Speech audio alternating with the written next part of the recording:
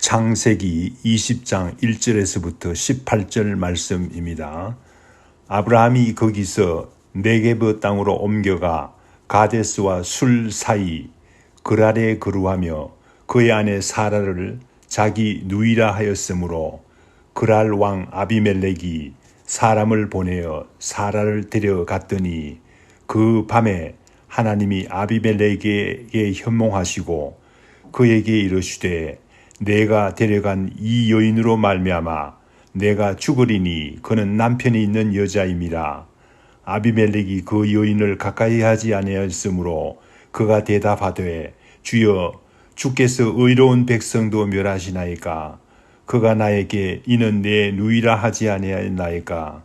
그 여인도 그는 내 오라비라 하였사오니 나는 온전한 마음과 깨끗한 손으로 이렇게 하였나이다. 하나님이 꿈에 또 그에게 이르시되 내가 온전한 마음으로 이렇게 한 줄 나도 알았으므로 너를 막아 내게 범죄하지 아니하게 하였나니 여인에게 가까이 하지 못하게 함이 이 때문이니라. 이제 그 사람의 아내를 돌려보내라. 그는 선지자라. 그가 너를 위하여 기도하리니 내가 살려니와 내가 돌려보내지 아니하면 너와 내게 속한 자가 다 반드시 죽을 줄 알지니라. 아비멜렉이 그날 아침에 일찍이 일어나 모든 종들을 불러 그 모든 일을 말하여 들려주니 그들이 심히 두려워하였더라. 아비멜렉이 아브라함을 불러서 그에게 이르되 내가 어찌하여 우리에게 이렇게 하였느냐.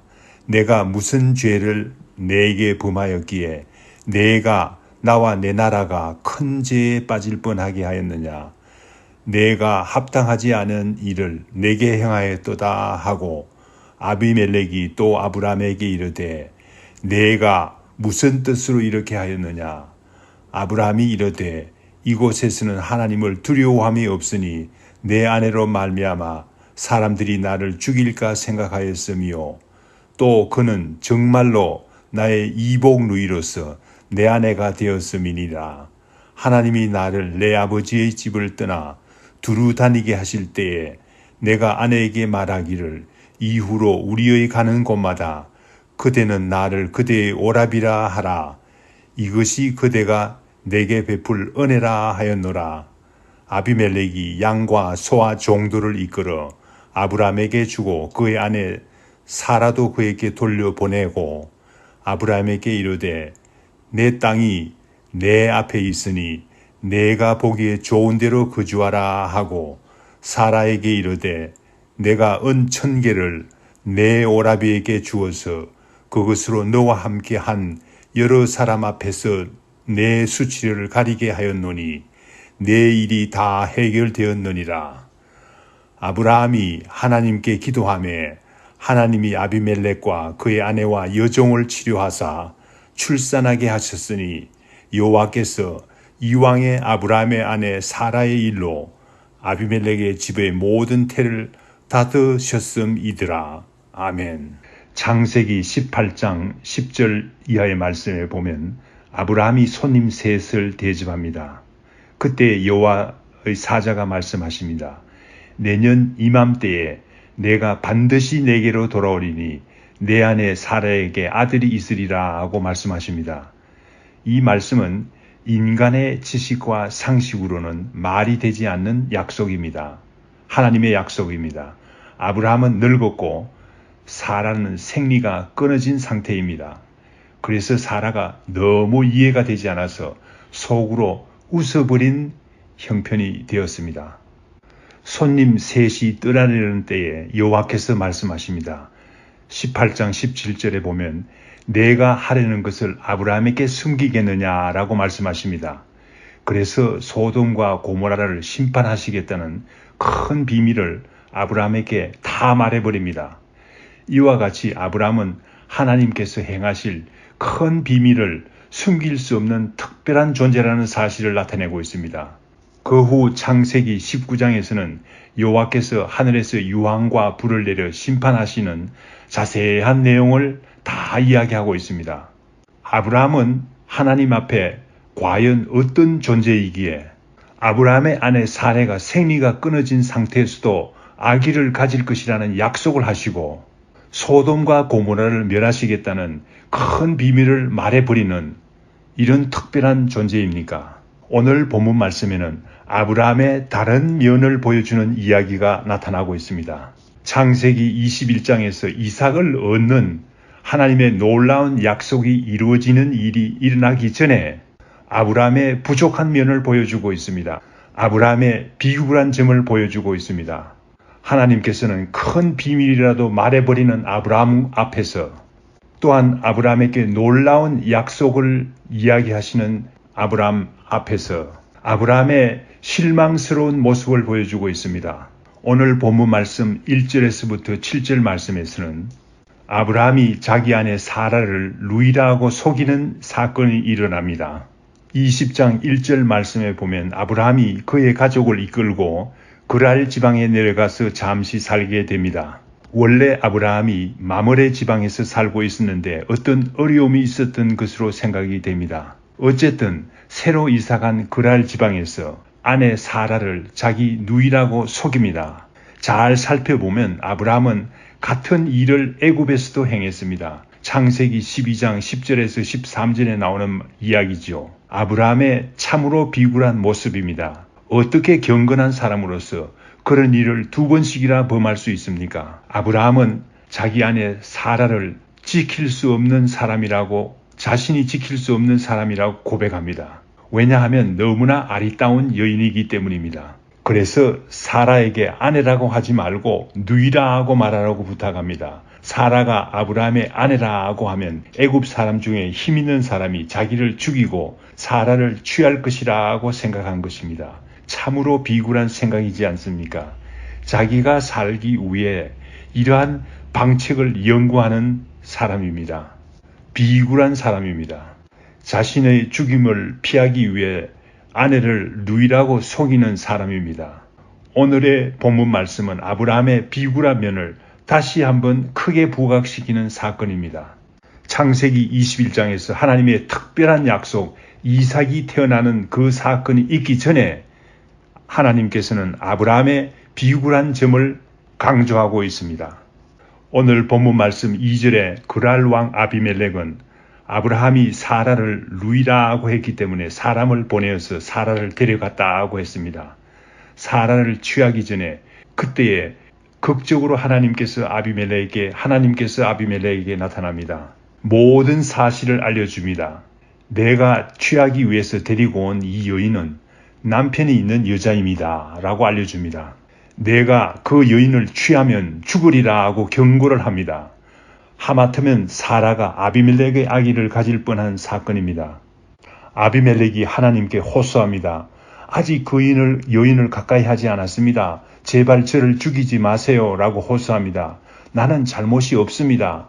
아브라함이 자기 누이라고 했고 그 여인도 아브라함을 자기 오라비라고 했기 때문에 모르고 한 일입니다 라고 말합니다. 나는 온전한 마음으로 이 일을 행하였고 잘못한 일이 없다고 하나님께 말합니다. 하나님께서는 의로운 사람을 죽이시지 않지 않습니까? 라고 말합니다. 하나님께서 말씀하십니다. 내가 온전한 마음으로 이렇게 행한 것을 나도 알았기 때문에 너를 악한 일을 하지 못하게 막았다고 말씀하십니다. 또한 아브라함이 선지자라는 사실을 밝힙니다. 오히려 아브라함이 너를 위해서 기도할 것이다 라고 말합니다. 그렇게 하면 내가 살려니와 내가 사라를 돌려보내지 않으면 너와 내게 속한 자가 다 죽으리라 하고 경고하십니다. 아비멜렉이 얼마나 놀랐겠습니까? 7절에서 10절 말씀에 보면 아침에 일찍이 아비멜렉이 일어나서 모든 종들을 불러 모았습니다. 밤에 있었던 일을 다 말해줍니다. 그 이야기를 들은 종들이 모두 두려워했습니다. 놀라고 두려워했습니다. 아비멜렉이 아브라함을 불렀습니다. 아비멜렉이 아브라함을 꾸중했습니다. 내가 어찌하여서 우리에게 거짓말을 해서 우리를 이렇게 어렵게 하느냐? 나와 내 나라가 큰 죄에 빠질 뻔하게 하였느냐? 왜 이렇게 하였느냐 하고 따집니다. 11절에서 13절 말씀은 아브라함이 변명하는 구차한 말이 나옵니다. 아브라함의 구차한 변명을 들어봅시다. 아브라함이 말합니다. 이곳에는 아브라함을 두려워하는 사람이 없다고 생각했습니다. 내 아내가 아름답기 때문에, 내 아내 때문에 이곳에는 나를 죽일 수 있는 권력이 있는 사람들이 있다고 생각했습니다. 사실상 사라가 나의 이복 누이인데 내 아내가 된 사람입니다. 라고 구차한 변명을 하고 있습니다. 우리는 하나님의 명령으로 갈대아 우르 지방과 하란 지방을 떠나서 여기저기 돌아다니면서 살고 있었습니다. 그때에 서로 약속을 했다고 밝힙니다. 그대는 나를 그대의 오랍이라 하라. 이것이 그대가 내게 베풀 은혜라 하고 아브라함이 사라에게 말했다고 합니다. 그 말을 들을 때 아비멜렉이 아브라함을 어떻게 생각했겠습니까? 이 사람은 정말 비굴한 사람이다. 어떻게 자기 아내를 자기의 생명을 유지하기 위해서 누이라고 속이는가? 이렇게 생각하지 않았겠습니까? 그런데 놀랍게도 오늘 본문 말씀 14절 16절 말씀에 보면 아비멜렉이 아브라함을 후하게 대해줍니다. 아비멜렉이 아브라함을 후하게 대해준 이유가 어디 있습니까? 여호와 하나님께서 그렇게 하라고 말했기 때문에 그렇죠. 하나님을 두려워했기 때문에 아비멜렉이 아브라함에게 후하게 대해준 것을 알 수 있습니다. 아브라함이 하나님의 선지자라고 했기 때문에 아비멜렉이 아브라함을 후하게 대해주는 것을 알 수 있습니다. 아비멜렉이 아브라함에게 어떻게 대해주었습니까? 아브라함에게 아내 사라만 돌려보낸 것이 아니라 양과 소와 종들까지도 주었다고 합니다. 아브라함은 아내 사라 때문에 갑자기 큰 부자가 된 것입니다. 또한 아비멜렉은 아브라함에게 아비멜렉의 땅 어디서든지 거주할 수 있는 특권을 허락해 줍니다. 또한 사라가 당한 수치를 대신해서 은 1000개를 주면서 위로하였습니다. 은 1000개라면 많은 돈이죠. 그러면서 아비멜렉이 아브라함에게 부탁합니다. 기도를 해달라고, 자기 가정을 위해서 기도해달라고 기도를 부탁합니다. 왜 기도를 부탁합니까? 하나님께서 그렇게 명령하셨기 때문에 그렇게 했죠. 하나님께서 명령하시면 모든 사람들이 들을 수밖에 없습니다. 본문 말씀 17절 18절 말씀에는 아브라함이 아비멜렉을 위하여 기도하는 사건이 나옵니다. 아브라함이 아비멜렉의 집을 위해서 기도했습니다. 하나님께서는 아브라함의 기도를 받으시고 아비멜렉의 가정의 아내와 여종의 태를 여셨다고 밝히고 있습니다. 하나님께서는 아브라함으로 하여금 복의 근원이 되게 하겠다는 약속하신 약속을 이루어 주신 것입니다. 창세기 12장 3절 말씀, 너를 축복하는 자에게는 내가 복을 내리고 너를 저주하는 자에게는 내가 저주하리니 땅의 모든 족속이 너로 말미암아 복을 얻을 것이라 라고 하신 말씀을 이루신 것입니다.